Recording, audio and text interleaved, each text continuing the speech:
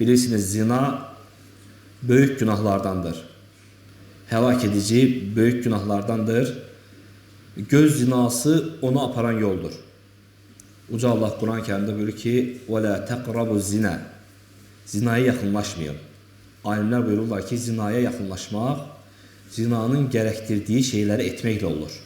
Yəni, baxmaqla, dinləməklə və s. kimi. Ümumiyyətlə, asiliklər insanı həlak edir. Yəni, asiliklərin kiçikinə, böyüyünə baxmayasan, hədisdə gələn kimi Peyğəmbər sallallahu aleyhi ve sellem buyurur ki, kiçik günahlardan və yaxud günahları kiçik görməkdən çəkindirirəm.